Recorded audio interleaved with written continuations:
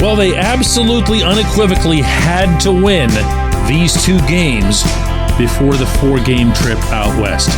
And they did. Kind of? Yeah, well, okay. Morning to you.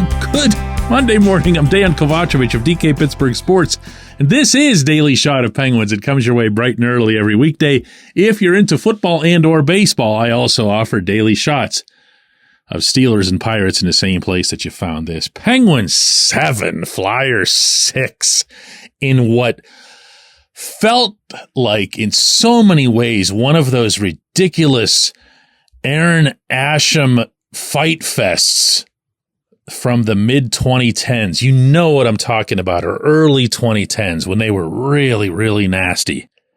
Now, this didn't get that way, of course. That's rare anywhere in the NHL, but it's just a unicorn under Mike Sullivan. You don't see those types of games. But the scattered, chaotic nature of some of those rivalry games certainly came through in seeing 13 goals get scored. A lot of that had to do with really bad goaltending at both ends. Cal Peterson was expected to be bad for the Flyers. This was only his 4th NHL game all season.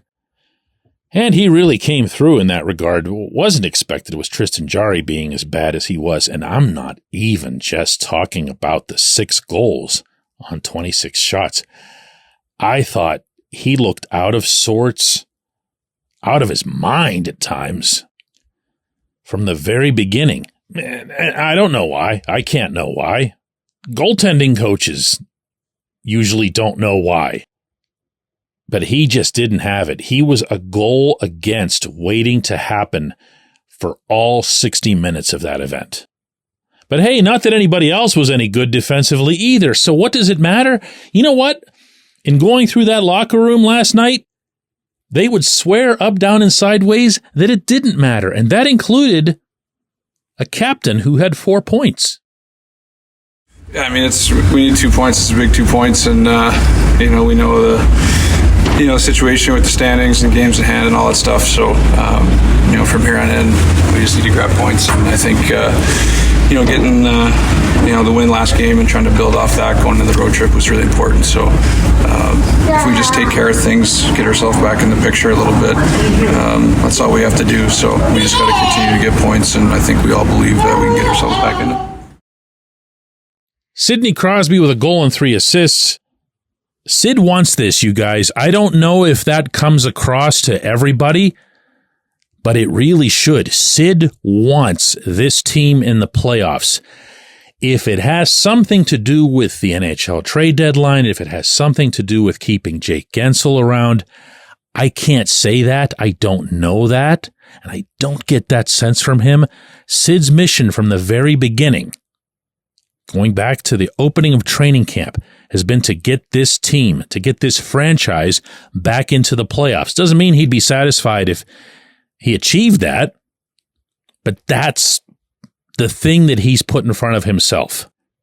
And he's the one who keeps insisting, as you heard, that there's a belief within the group. Well, I went around and talked to some of those in the group. Some of it was on the record, some of it was casual conversation, and I can affirm for you emphatically that these guys still think a lot of themselves, meaning from the collective standpoint. Why? Maybe it's because along the way they've beaten some of the best teams in the NHL. Maybe, and this is really what I think it is, it's because they've had all these scoring chances, all these shots on goal, all this attack zone time, that on a day like this, on a day like yesterday, when they put 7 in, they're not thinking about how bad the other goaltender was. They're just seeing it as a just reward. They're seeing it as, yes, finally, the puck started doing what I wanted it to do. Seriously, I can't make this point strongly enough on today's show. These guys believe that they're a threat if they can get into the playoffs. I know. But we're not the ones who count in this equation. They do. They look around the room and see all the talent that's there, all the accomplishments, all the experience. And they still feel like this is a matter of the floodgates figuratively opening up. And there's just going to be this barrage of goals, and they're going to stick together and play their system. And I know, but I'll say it again. They're the ones who count here. They're the ones who flew 4.5 hours to the West Coast. They're the ones that are going to be charged with first shutting down a Vancouver attack that might be in some ways the most prolific in the league.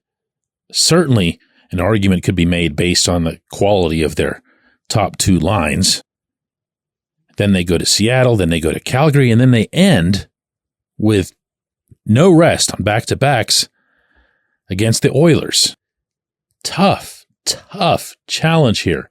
They've done this, though. They've done it in the recent past. Heck, they went out and had themselves a couple of good Western trips already this year. This might be a little bit different. Two of these opponents are pure offense.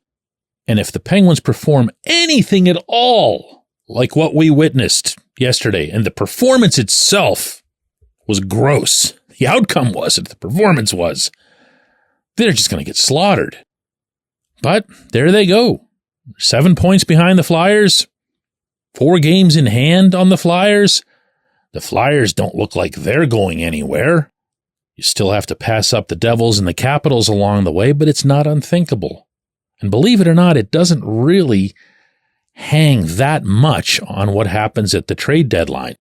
Would it help the immediate cause if Jake Gensel was still here? Sure. Would it help the immediate cause if Brian Rust didn't get hurt yesterday? Sure. Yeah, absolutely. He's only just starting to get on one of those Rust-like rolls. Might the deadline, even in some weird kind of way, help the Penguins immediately? Don't laugh that off. We can't say on one hand that what this team really needs is youth and freshness and energy, and then say as soon as youth and freshness and energy comes along that it's going to kill them in the short term. That doesn't make much sense. They, though, aren't thinking about this. They aren't focused on this.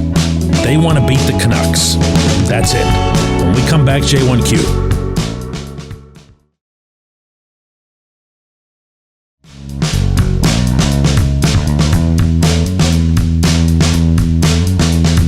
Today's J1Q comes from Daniel, who says, DK, this question is related to Mike Sullivan saying after the game against the Flyers that he liked Evgeny Malkin's line. Who's carrying that line? Gino or Drew O'Connor?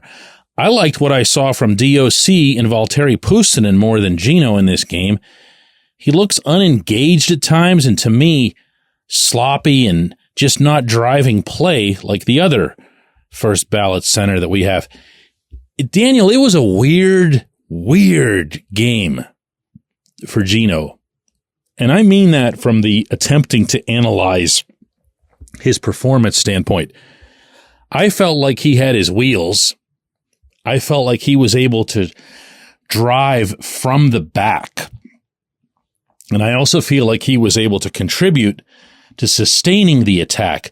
But I know what you're saying when you point to the other two, because in DOC's case, he's so visible with his impact. He is, I mean, I've called him the human forecheck, and I've actually joked with him to that effect as well, because when he's doing that, when he's dumping the puck in or just chipping the puck past the other team's back end, he'll swallow them whole and then still come away with the puck, or have a line mate come away with the puck, which is the same effect. And when he's going the way he is right now, when he's skating, and that's one of the things that his teammates have been complimenting him on more than anything else. Hockey players love to talk about how another guy skates.